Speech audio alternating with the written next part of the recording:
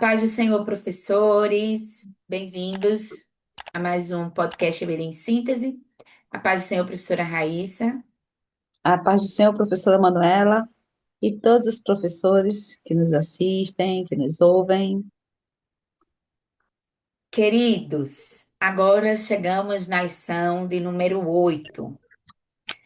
Raíssa, qual é o título e os objetivos da lição 8? Lição 8. Lição 8. Isaac, herdeiro da promessa. É o que mais, professora Manuela? E os objetivos? Os objetivos. Vamos, vamos para os objetivos. O primeiro objetivo é mostrar a fome que havia na terra no tempo de Isaac. 2, refletir a respeito da inveja dos vizinhos de Isaac e a forma como ele lidou com eles. E terceiro ponto dos objetivos dessa lição é expor que Deus aparece a Isaac. Amém? Amém. Aqui, principalmente considerando aí o segundo tópico, né? A questão Uhum. da inveja, é algo que nos leva a refletir, né? Que é justamente esse o próprio objetivo, porque eu acho que é um ponto de atenção e alerta para a gente, porque por vezes nós temos em mente qual é a nossa promessa, a bênção, né? Final de Deus para nossas vidas. Mas às vezes a gente justamente se embaraça com algumas coisas no caminho, e uma dessas coisas, né, para alguns é a inveja, para outros é a mentira, para outros é a falta de domínio próprio, né? É uma língua é, maldizente, é uma língua, né, que profere mentiras, engano. Eu queria falar, na verdade, que eu já falei mentiras, mas era difamação, né? Então, é nesse sentido assim que, mesmo sabendo, né, o que nos aguarda, o que nos espera, e por vezes aqui até promessas bíblicas que temos, ou promessas, né, que em algum momento de nossa vida Deus fez, às vezes justamente esse percurso da espera traz, né, em nós ressalta em nós alguns pecados que vão, por vezes, nos distanciar dessa promessa. E aí é justamente o que culmina aqui no terceiro objetivo, que é esse encontro de Deus, né, com Isaac. E às vezes a gente precisa desse encontro, né, desse saculejo aí de Deus, de dizer assim: olha, lembra quem tu és e lembra quem eu sou, né? Então, eu acho que é um aspecto a considerar, né? Então, não só isso, é justamente pensar, vai estar muito associado ao nosso caráter, né? Então, como, né? E fazendo esse paralelo, sempre trazendo essa parte prática da lição, o que é essa história? Isaac, herdeiro da promessa, o que é essa lição, esses objetivos?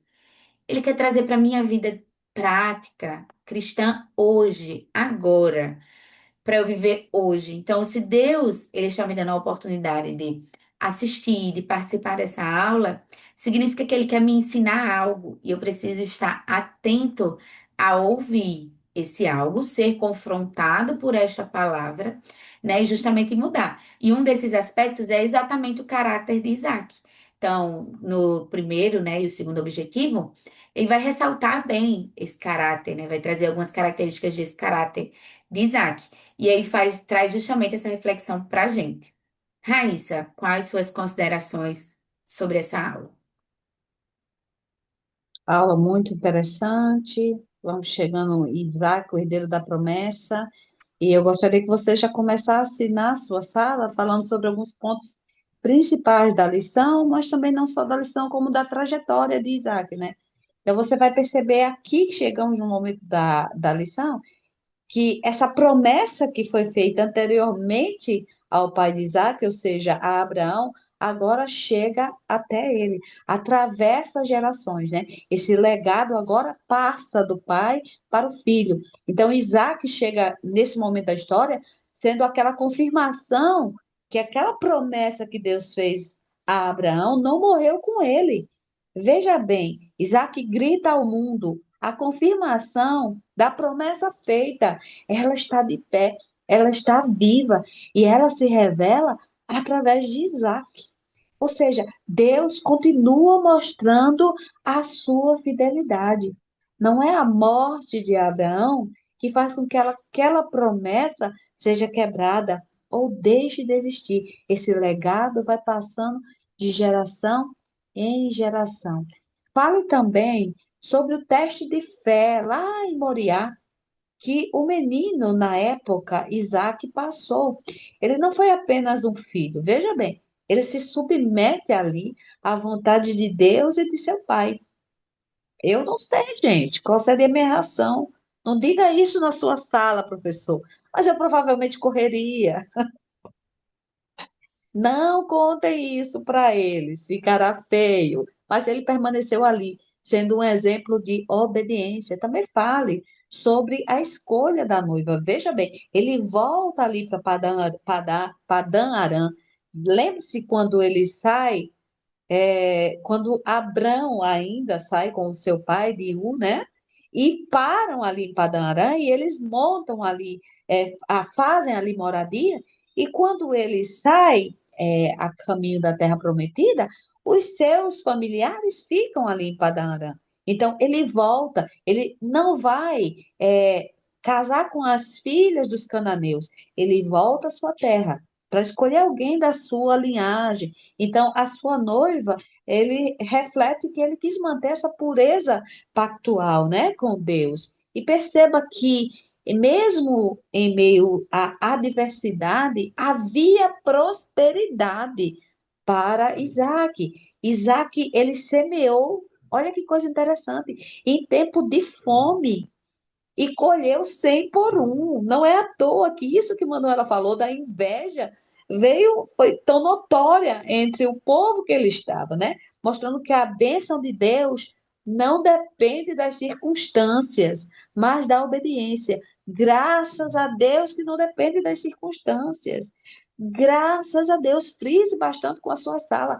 Graças a Deus que a bênção do Senhor não chega só na nossa vida quando as circunstâncias estão favoráveis, mas ele muda o quadro. No meio de uma pandemia, Deus nos sustentou, Deus proveu o nosso alimento.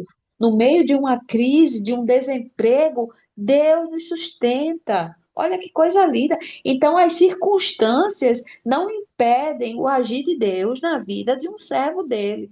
Então, você pode frisar esses pontos para iniciar a lição. Não deixe de fortalecer no coração do seu aluno o exercício da fé. Né? Na lição passada, falamos ali sobre a fé de Abraão e agora estamos falando do seu filho. Você pode fazer também uma dinâmica, o legado.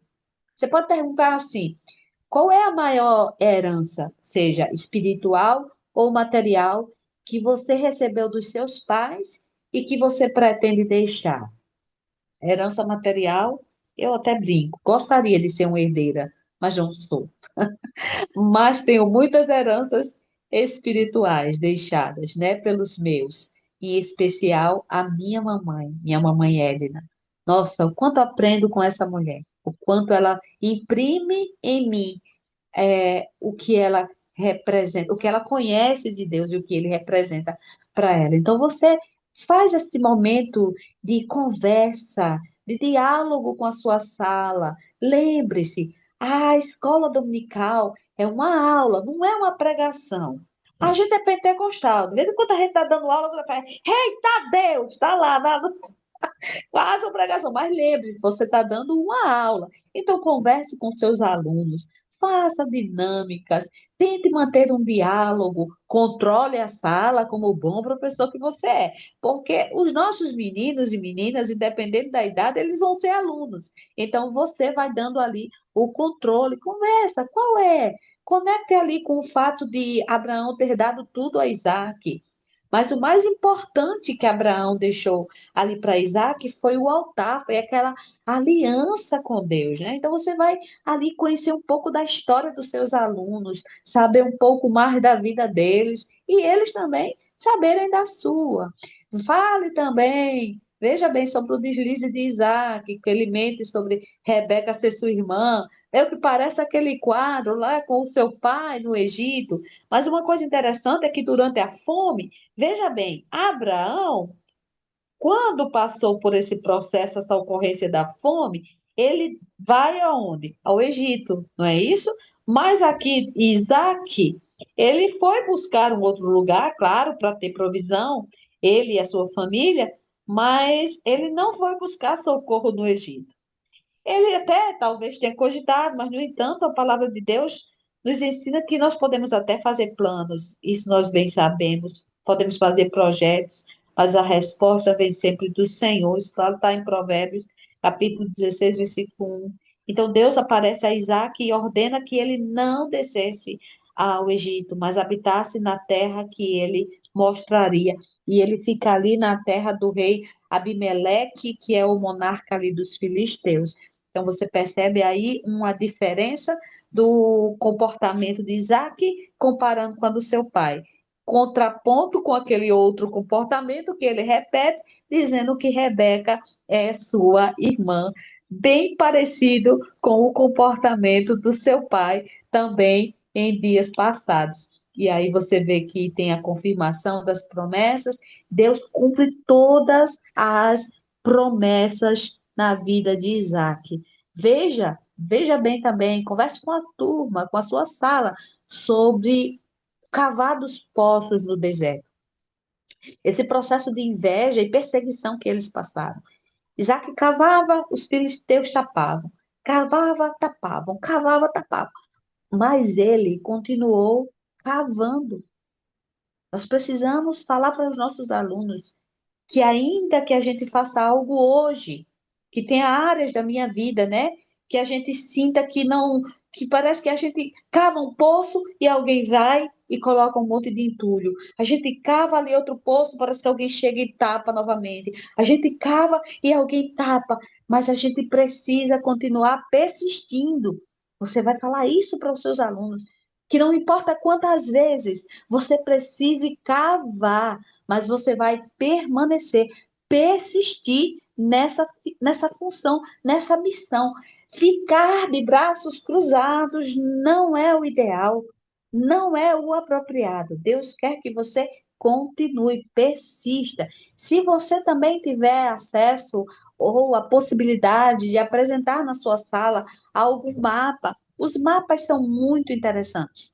Mas o que é que eu peço? Se você levar um mapa, conheça o mapa antes, veja direitinho. Você pode levar esse mapa para mostrar a trajetória de Isaac durante esse período. Aí você vai pegar um mapa, estudar direitinho, verificar ali, mostrar para a sala e mostrar os pontos, acompanhar com a sala. Não leve só um mapa e deixe lá e não fale, não explique.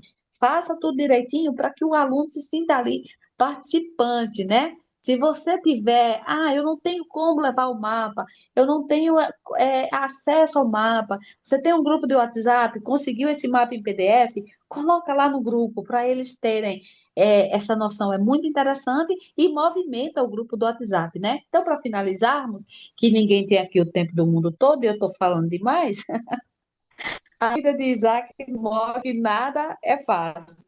Se alguém tem as coisas muito fáceis, eu não sou uma delas, tá? A vida de Isaac nos mostra que é fácil. Mesmo com a prosperidade de Deus, nós precisamos fazer o quê? A nossa parte. Nós precisamos também fazer as coisas acontecerem. Então, vão tentar de tudo para parar essa parte dos poços da inveja. Vai ser bem interessante você frisar com a sua sala. Eles vão fazer de tudo para nos fazer parar, mas nós precisamos insistir em fazer a coisa certa. O que que eu preciso fazer? Cavar poços? Eu vou cavar poços quantas vezes forem necessárias ou preciso cavar. Mesmo quando injustiças acontecem conosco, mesmo quando as coisas contrárias se levantam, mesmo quando não recebemos apoio de quem nós esperávamos, mesmo quando quem nós contávamos são aqueles que tapam os nossos poços, mesmo assim, nós devemos permanecer. Todos podem agir de forma errada com você, né? Mas você continue fazendo o que é certo diante de Deus. E aprendendo com Isaac, nós aprendemos a resiliência, a capacidade de suportar o sofrimento, até que Deus chega ali e alarga os seus caminhos e tudo melhora. E assim é a nossa vida e a nossa jornada. Compartilhe isso com seus alunos, tenha uma boa aula. Lembre-se que Deus continuou abençoando Isaac grandemente, confirmando ali que ele era o herdeiro das promessas feitas ao seu pai Abraão. Amém? Amém. E dentro do que a professora Raíssa traz, né, nos leva a outras reflexões. Uma sugestão de dinâmica, por exemplo, para a sua sala de aula, é um estudo de caso, baseado em dois grupos, mas que você pode levar como perguntas, né? E os seus alunos podem participar normal, sem necessariamente precisar dividir em grupos, até porque vai levar um pouco mais de tempo, mas você tem essa opção também, que seria né, alguém, ou vamos dizer, o lado direito, o lado esquerdo, o primeiro banco, o segundo banco, enfim, a maneira como sua sala for organizada, né? Uma metade vai dizer assim: não, eu acho que Isaac deveria ter saído. A outra vai dizer: não, ele fez bem em ter ficado. Tá? Então, só para a gente pensar, né, nesse paralelo, quais argumentos os seus alunos vão usar para dizer que ele deveria ter ido, ou para dizer que ele iria ficar, né? E aí a gente sabe que foi uma ordem de Deus ele ficar, né? Então, aí entra justamente a obediência. Então, às vezes, mesmo é o que Raíssa trouxe, né? Mesmo quando tudo indica que eu quero sair daqui, né? Mas Sim. é justamente a confiança no Senhor, a fé, entre outros aspectos que já temos falado há um bom tempo aqui. E diante disso, né, a depender das respostas, e aí pode ser esse estudo de caso, ou só a pergunta, as duas perguntas normal, com a sala dividida mesmo e falando, aí é perguntar, né? O que que Isaac semeou nesse tempo difícil que ele passou? E trazendo para a nossa vida prática, o que que a gente tem semeado nos momentos difíceis? É uma língua rixosa, né?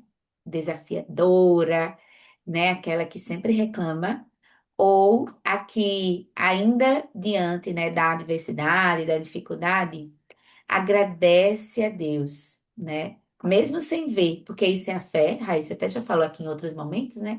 Mesmo sem ver a solução, sem ter a solução, você agradece. Então, que que você tem semeado no tempo difícil? Fica a reflexão.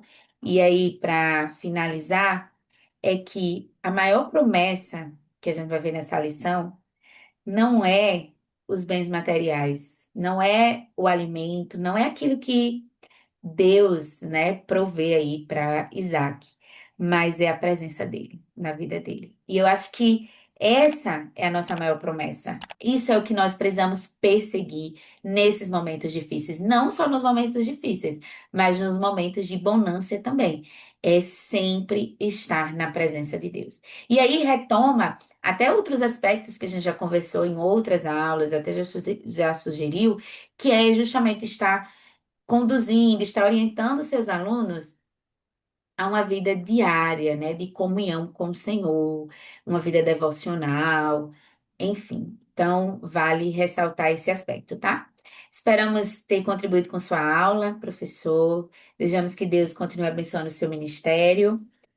Agradecemos à direção do DENEC pela oportunidade. Desejamos que todos fiquem na paz do Senhor. A paz do Senhor.